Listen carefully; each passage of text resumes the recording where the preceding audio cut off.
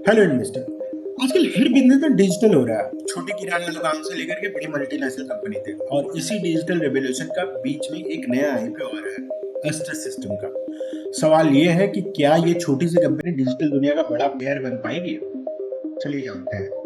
तो चलिए दोस्तों शुरू करते हैं शुरुआत से। सबसे पहले आईपीओ के डिटेल्स को देखते हैं। तो आईपीओ 3 सितंबर को आ रहा है और 8 सितंबर को बंद हो रहा है। लिस्टिंग डेट 11 सितंबर की है इसकी। फेस वैल्यू 10 रुपए है। इशू प्राइस में बाय वन से 55 रुपए है। लॉट साइज 2000 शेयर्स का है और sale type fresh capital. Total capital ये उठा रहा है मार्केट से। टोटल इशू साइज 15 करोड़ के आसपास है।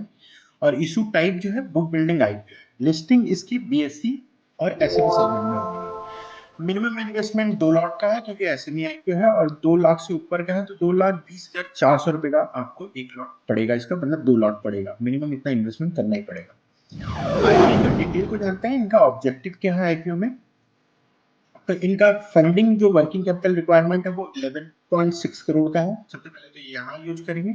उसके बाद 5 करोड़ जनरल कॉर्पोरेट पर्पस में करेंगे। कंपनी के प्रोफाइल को देखते हैं। ये कंपनी फाउंड हुई थी 2015 में। फाउंडेड हुई थी 2015 में। उससे पहले ये पार्टनरशिप में 2013 में काम कर रही थी। प्राइवेट लिमिटेड में बनी है 2015 में। उसके बाद 2024 में पिछले साल इसने अपना पब्लिक लिमिटेड बनाया। और अब इस साल आईपीओ लेके आ रहा है। हेडक्वार्टर इनका पुणे में है। और प्रोडक्ट रेंज जो है इनका सॉफ्टवेयर डेवलपमेंट सर्विसेज है। सास मोबाइल वेब ऐप आईटी इस तरह की सर्विसेज देता है। प्रोडक्शन कैपेबिलिटी देखें तो 100 से प्लस प्रोजेक्ट इन्होंने किए हैं डेवलप और 12 इन हाउस है। सर्टिफिकेशन भी इनके पास आईएसओ 27001 आईएसओ 9001 और 20001 ये सारे इनके पास आई है। फाउंडर जो है इनके ना राहुल गंजन जी हैं जो कि मेन फाउंडर है। और इनको 18 साल प्लस का एक्सपीरियंस है। आइए एक नजर कंपनी के फाइनेंशियल्स पे डालते हैं। कंपनी का फाइनेंशियल्स कैसे हैं करके।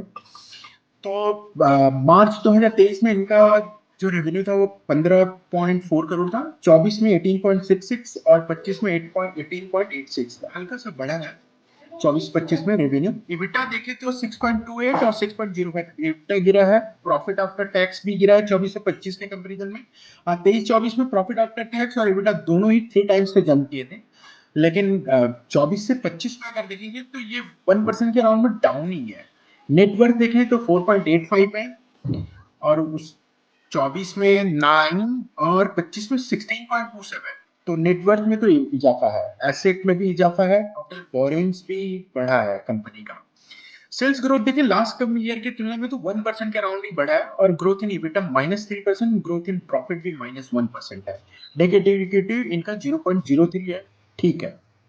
सर्विस सेक्टर में वैसे भी ज्यादा डेट की जरूरत पड़ती नहीं है। आरओसीई देखें तो 33.12 है और आरओई 31.76 है। मतलब कंपनी इफिशिएंटली डेट को मैनेज करी है जो कि ना के बराबर है। अगर प्री आईपीओ इनका ईपीएस देखें तो 5.25 है। पोस्ट आईपीओ 3.83 है। पी 10.48 बैठ रहा है pre IPO. Post IPO 14.36। Industry P 18 के अराउंड है जिसके हिसाब से फेयर वैल्यू 69। अब आगे वाले स्लाइड्स में देखेंगे कि इंडस्ट्री का पी आएगा। तो इंडस्ट्री का मीडियन पी जो है ना जो इसी सेक्टर में है उन्हीं से लिया है। जैसे अस्त्र सिस्टम है।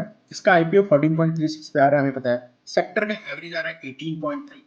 इंडस्ट्री का बेंचमार्क ओवरऑल 15.5। आईटी सर्विस और कंसल्टिंग का 37.5 और software as an whole industry का 37.1। तो उस हिसाब से इसका अंडर वैल्यूड है पी के हिसाब से ओनली। पी कंपैरिजन में देखें तो इसकी कंपैरिजन में ये ऐसा टेक्नोलॉजी है जो 167 पे काम कर रही है। 167 पी पे काम कर रही है। मॉस 99, Infobeans 43, onward 27, 3i imported 15। Virtual galaxy जो इसका रिसेंटली आया था आईपीओ 15.71। और ये वर्चुअल गैलेक्सी में आपको याद दिलाना चाहूंगा ये भी प्रीमियम में ही लिस्ट हुई थी। तकरीबन तकरीबन 33% के अराउंड है जहां तक मेरी याददाश्त सही है तो। और इसी के साथ साथ मेसिल वेंचर है 6.74। सिग्निफिकेंटली लोअर है इसका तो इन सबों का एवरेज देखें तो 30 से कहीं ज्यादा होगा। लेकिन इस कंपनी के साथ कंसर्न ये है कि इसका नेगेटिव में ही सब कुछ है इस साल में। अब इस आईपीओ का जीएमपी देखें तो जीएमपी 10 रुपए के हिसाब से चल रहा है। उस हिसाब से लिस्टिंग इसकी 65 पे होनी है। चलिए एक नजर डालते हैं इस कंपनी के स्ट्रेंथ वीकनेस और अपॉर्चुनिटी पे। तो कंपनी का स्ट्रेंथ जो है एस्टेब्लिश कंपनी है 2018 से काम कर रही है आईटी सेक्टर में। तो बहुत सारा इन्होंने स्ट्रॉन्ग बेस बना लिया होगा। डाइवर्स ऑफरिंग है, सॉफ्टवेयर डेवलपमेंट देते हैं, आईटी इंफ्रा देते हैं, सिस्टम इंटीग्रेशन और कंसल्टिंग सर्विस भी देते हैं। एक्सपीरियंस प्रमोटर है, प्रमोटर इसी में 17-18 साल का एक्सपीरियंस है, तो वो बहुत अच्छी बात है। स्टेडी ग्रोथ है कंपनी का, रेवेन्यू क्लाइंट गिरा नहीं है बहुत हद तक, लेकिन ठीक ठाक है और बढ़ा भी नहीं है। अगर कंपनी के हम अपॉर्चुनिटी को देखें, तो कंपनी की अपॉर्चुनिटी डिजिटल ट्रांसफॉर्मेशन का बूम आ रहा है, क्लाउड का, एआई का, ऑटोमेशन का। तो इसकी इन सब की चीजों की ना डिमांड बहुत तेजी से बढ़ रही है, जिसमें इसको हेल्प मिलेगा, वो इसके लिए अपॉर्चुनिटी है। ऐसे में मार्केट में ग्रोथ है, ऐसे में आईटी सर्विस में बहुत स्कोप है और एक्सपैंड कर रहा है। आईपीओ फंड का यूटिलाइजेशन भी ये अपना डेट वगैरह खत्म करने में और वर्किंग कैपिटल में कर लेंगे, तो थोड़ा बहुत तो सुधरेगा। ग्लोबल आउटसोर्सिंग का, Indian IT firm global outsourcing के लिए जानी जाती है, तो इसका अच्छा है अपॉर्चुनिटी उसमें। अब अगर वीकनेस में देखें तो ये एसएमई में लिस्टिंग हो रही है। अब एसएमई में लिस्टिंग का मतलब है कि उसमें लिक्विडिटी बहुत कम होती है, तो एक बार घुस गया तो बहुत मुश्किल होता है निकल पाना। ये इसका सबसे बड़ा वीकनेस है। क्लाइंट कंसंट्रेशन भी है इनका, कुछ ही बड़े क्लाइंट्स हैं इनके पास, ज्यादा डिपेंडेंसी है, और अगर ये छोड़ गए तो रिस्क बहुत है। मॉडरेट स्केल है, अभी छोटी कंपनी है, बड़े आईटी प्लेयर्स के सामने का मतलब कोई जवाब ही नहीं है।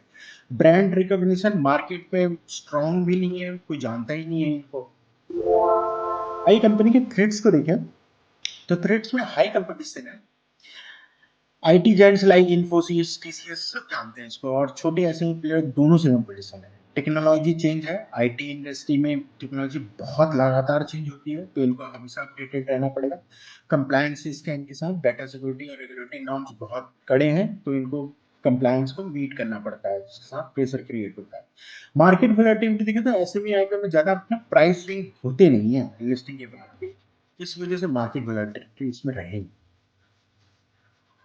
ओवरऑल अगर देखें तो कंपनी का अगर माइनस वाला पोर्शन छूट जाए तो बाकी सारा ठीक है। तो ऑस्टिक सिस्टम के पास ना एक सॉलिड फाउंडेशन और ग्रोथ का क्लियर स्कोप है, लेकिन एसएमपी आईपीओ होने के कारण इनका वजह से ना थोड़ा रिस्की भी है। अगर कंपनी अपनी स्केल और ब्रांड को ग्रो करती है तो ये इन्वेस्टर के लिए एक अच्छा अपॉर्चुनिटी बन सकता है। बाकी आपके ऊपर है। वीडियो पसंद आया तो लाइक करें, शेयर करें, कमेंट करें। Thank you.